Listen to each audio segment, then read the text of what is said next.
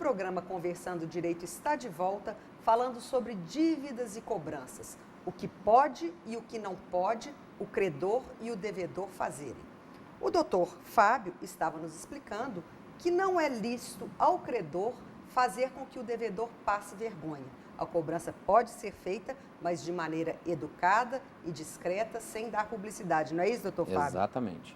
Pois é. Agora, doutora Ana Paula, qual que é a diferença entre endividamento e inadimplência? Inadimplência é quando você já não está pagando a sua dívida. Geralmente, o Banco Central e hoje o sistema financeiro, ele vai com 90 dias. Se você entra no cadastro, a partir de 90 dias, você é considerado inadimplente. Até para o indicador de inadimplência é isso.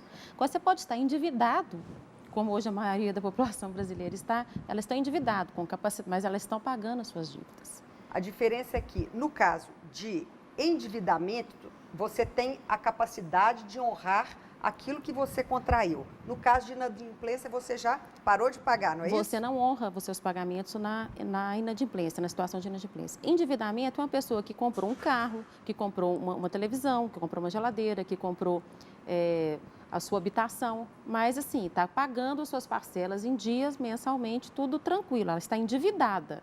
Entendi. Mas não quer dizer que ela está inadimplente. Entendi. E você está endividada e tem a diferença de dívida boa e dívida ruim. Entendi. Entendeu? Entendi. Fala um pouco sobre essa dívida ruim. Dívida boa é quando você está investindo no seu futuro. Você está comprando a sua casa, você está comprando o seu carro, entendeu? Você está mobiliando a sua casa, é uma dívida boa. Agora, quando você começa a pegar empréstimos para começar a pagar essas dívidas, é uma dívida ruim. Cartão de crédito, você está endividado no cartão de crédito, você entrou um pagamento mínimo do cartão de crédito, com juros de mais ou menos, em média, de 14,5% ao mês. É impossível você honrar essa dívida. Você ganhando até R$2.000, hoje a maioria da população brasileira ganhando até R$2.900, é impossível você honrar uma dívida dessa. Então, assim, essa é uma dívida ruim. Então, o que você tem que fazer? É procurar um empréstimo, se você não estiver inadimplente ainda, pegar um empréstimo e quitar essa dívida. É para você ter uma dívida do que ter várias. Entendi. Doutor Fábio, fala um pouco sobre essa lista de inadimplentes. Geralmente os bancos hoje, o comércio em geral, eles, após 10 a 15 dias, né, de não pagar aquela parcela, eles já inserem o nome no cadastro de restritivo de crédito, seria SPC, Serasa, etc. Né? Então, assim, você não consegue fazer mais nada depois que você tem o seu nome negativado. Você não consegue empréstimo, você não consegue financiamento, você não consegue comprar com cheque nos locais. Então, as pessoas têm que tomar muito cuidado com esse endividamento. E eu vejo muitas vezes que os próprios bancos são irresponsáveis em relação a esse oferecimento do crédito. Né? A gente já teve lá no escritório casos em que a pessoa ganha R$ 1.500 por mês e o banco financiou um veículo onde a parcela era de R$1.000. Entendi. Então, assim, é óbvio que a pessoa vai pagar 1, 2, 3, 4 parcelas, depois ela não consegue pagar mais. É totalmente inviável. Então, às vezes a pessoa naquele afã de obter bens, de comprar as coisas, acha que vai conseguir pagar, se empolga e o banco aprova, ou a própria loja, né, nesses grandes magazines hoje tem essas linhas de crédito, aprovam o crédito, após 3, 4 meses não consegue pagar mais. Seu nome é inserido no cadastro de gestão de crédito e a pessoa depois, enquanto não paga aquela dívida, não consegue fazer mais nada. Pois é, mas por que um banco emprestaria? Há uma intenção, por exemplo, de receber multas, juros, que seriam valores maiores? Por exemplo, no caso do financiamento de um veículo, você financia parcelas de R$1.000, uma pessoa que ganha R$1.500. O banco entra com uma ação de busca e apreensão, apreende o veículo, vende num leilão e ainda vai cobrar o restante da dívida daquela pessoa. Entendi. Enquanto a pessoa não paga aquele saldo devedor, ela vai ficar com o nome negativado. Então, ela vai ter que fazer de tudo para poder pagar aquela dívida. Ou seja, ela não terá o carro, ela terá uma dívida e ainda com o nome negativado. Isso. A vantagem, então, foi só para o banco. Exatamente. Então, eles já veem mais ou menos isso. O banco nunca toma prejuízo em relação às coisas. Pois é. E como as pessoas têm que ter consciência disso ao se dirigirem ao banco? É complicado hoje, né? Muitas pessoas chegam lá no escritório e falam, eu estava tão empolgado no dia e o banco aprovou meu crédito, eu achei que nem fosse aprovar e tal, mas agora eu não estou conseguindo pagar, estou com 3 em atraso. Então, se a pessoa vendeu o veículo, ela não consegue pagar a dívida. Né? Se ela entregar o veículo para o banco, vai vender no leilão e a dívida não vai ser quitada. Então, ela tem que entender e tem que se conter em relação a isso. Entendi. Essa é a ideia. se conter, fazer aquilo com que realmente caiba no seu bolso. Controlar os impulsos e as Exatamente. emoções e não substituir sentimentos por compras, não é isso, doutora Ana Paula? Isso. É o consumo consciente, é você planejar seus gastos, planejar suas compras, não ir lá e comprar porque está na oferta, Entendi. mas sim ver a necessidade real daquele bem. É verdade. E a gente vê bastante um perfil lá. Ela deve dar uma paradinha e perguntar assim, eu preciso disso? Se ela ficar 5 minutos se questionando se ela precisa daquilo, eu acho que ela, após os 5 minutos, uma boa parte daquilo que ela iria comprar, ela não vai comprar. E um Com detalhe certeza. importante é assim, as pessoas têm que saber qual o custo daquela compra. Por exemplo, um perfil que a gente vê muito lá no escritório, mulheres comprando carro. O carro, além da prestação, tem a manutenção, tem o IPVA, tem o seguro, tem a gasolina, tem um monte de coisa. De repente, as mulheres às vezes não têm noção desses gastos posteriores. Entendi. E começam a se enrolar, porque ela faz o cálculo somente da parcela e esquece do restante. Entendi. Entendeu? E, doutor Fábio, existe um caso que não é incomum. Às vezes a pessoa paga a dívida e o nome dela é negativado. O que ela pode fazer? Isso dá uma boa indenização por danos morais, entendeu? Isso acontece muito, principalmente em empresas de telefonia, esses grandes magazines. A gente tem várias situações onde o cliente, às vezes, principalmente quando paga com atraso, né, a sua dívida está paga e eles não tiram o seu nome do SPC dentro do prazo, fica, às vezes, meses e meses, você ligando o 0800 e pedindo para dar baixa. Então, assim, procure um profissional da área para entrar com uma ação de indenização e retirada desse nome do SPC, né? Entendi. Porque as empresas só aprendem à medida que são punidas pelo judiciário. Entendi. Doutora Ana Paula, como nós conversamos aqui, as pessoas às vezes ficam entusiasmadas, né? Têm aprovação do seu crédito no banco, fazem compras sem ter condições de honrá-las. E às vezes também no cheque especial, no cartão, que está tão fácil ali, dentro da bolsa, abre, tira. Como fazer para que essas pessoas saibam usar essas ferramentas que são úteis, que são boas, mas que precisam ter um olhar de águia antes de serem utilizadas pelo consumidor?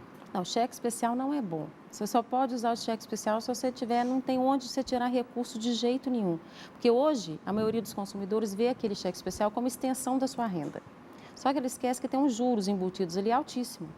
Então, assim, esquecer, só numa emergência mesmo, assim, usar pouco. Cartão de crédito tem um só, você não precisa mais de um cartão de crédito. E um limite baixo, não um limite acima da sua renda. Hoje, a maioria das pessoas ela tem 5 cartões de crédito e vão comprando aleatoriamente em vários cartões. Só que ela esquece que ela tem outras prestações, ela tem outras dívidas para pagar, ela tem seu custo de vida fixo para pagar. Então, ela não consegue honrar isso. Ou seja, tesoura, cortar o cartão, deixar um só na bolsa. E dá preferência, gente, ao pagamento à vista. Se você pode pagar à vista aquele bem, a não ser que você tenha a sua renda aplicada e com juros você consiga pagar essa parcela, é uma ótima opção. Mas hoje, geralmente, a poupança não cobre isso. Hoje, a maioria da população investe em poupança. E pagando à vista, você pode, inclusive, negociar desconto, não é isso? Com certeza. Então, a melhor forma de pagamento hoje é o à vista. Não é, pode ser no dinheiro ou no cartão de débito, mas é o à vista. Entendi. Doutor Fábio, digamos que há alguém nos assistindo que, infelizmente, está cheio de dívida e quer sair dessa situação. Eu gostaria que o senhor e depois a doutora Ana Paula orientassem essa pessoa. Qual o primeiro passo que ela deve dar para regularizar a sua situação? No caso de instituição financeira, banco, vá até a instituição financeira, vá até o banco, converse com o gerente. Ele vai te explicar o que está acontecendo. Ele vai te chegar e te mostrar um valor de uma dívida, às vezes aquilo está altíssimo. Peça aquela dívida discriminada. Como que vocês chegaram nesse valor? A gente precisa de saber, vocês têm o direito de saber o que está sendo cobrado, qual o valor, como se chegou àquilo. E se ainda vocês não concordarem com aquela situação, não faça o pagamento, não assine uma confissão de dívida. Procure um profissional que entenda sobre aquilo, um advogado especialista da área, para ele checar aquele contrato, checar aquela dívida, aquela evolução daquela dívida, né? Se for o caso, entrar com uma ação judicial para poder mostrar para o juiz que aquilo está sendo abusivo.